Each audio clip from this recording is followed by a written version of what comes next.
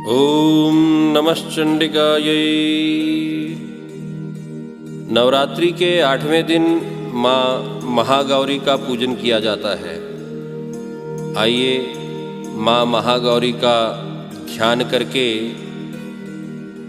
माँ महागौरी की कथा का श्रवण करें।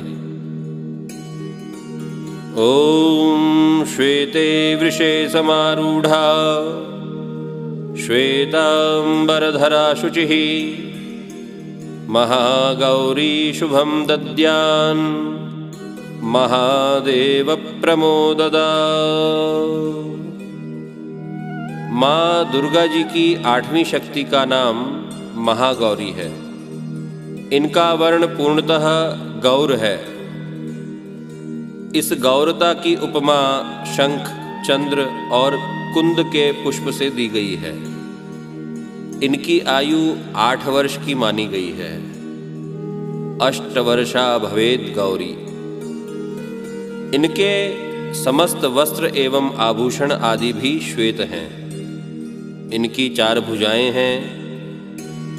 इनका वाहन वृषभ है। इनके ऊपर के दाहिने हाथ में अभय मुद्रा और नीचे वाले दाहिने हाथ में त्रिशूल है। ऊपर वाले बाएं हाथ में डमरू और नीचे के बाएं हाथ में वर मुद्रा है। इनकी मुद्रा अत्यंत शांत है। अपने पार्वती रूप में इन्होंने भगवान शिव को पति रूप में प्राप्त करने के लिए बड़ी कठोर तपस्या की थी। इनकी प्रतिज्ञा थी कि व्रियेऽहं वरदं शंभुं नान्यं देवं महेश्वरात्। ऐसा नारद पंचरात्र में आया है।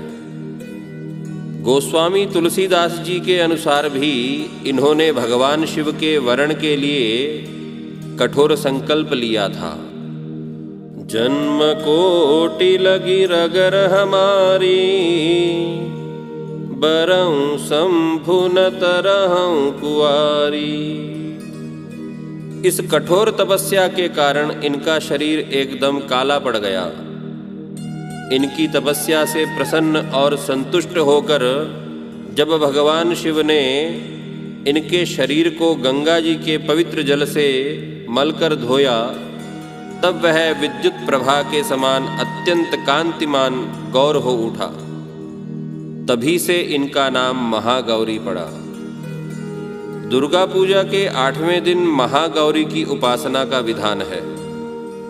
इनकी शक्ति अमोघ और सद्यः फलदायिनी है। इनकी उपासना से भक्तों के समस्त कल्मश धुल जाते हैं। उनके पूर्व संचित पाप भी विनष्ट हो जाते हैं।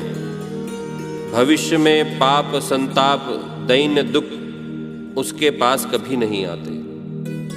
वह सभी प्रकार से पवित्र और अक्षय पुण्यों का अधिकारी हो जाता है। माँ महागौरी का ध्यान, स्मरण, पूजन, आराधन भक्तों के लिए सर्वविध कल्याणकारी है।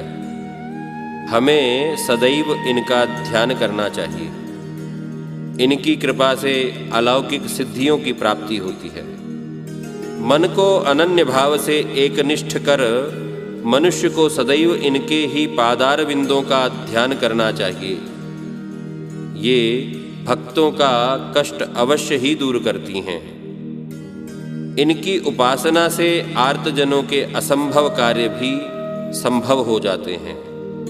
अतः इनके चरणों की शरण पाने के लिए हमें सर्वविध प्रयत्न करना चाहिए। पुराणों में इनकी महिमा का प्रचुर आख्यान किया गया है। ये मनुष्य की वृत्तियों को सत्य की ओर प्रेरित करके असत का विनाश करती हैं।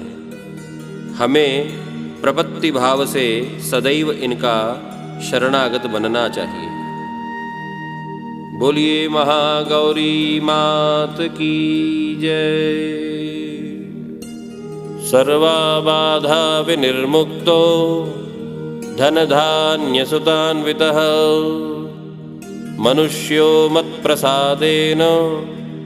भविष्यति न संशयः।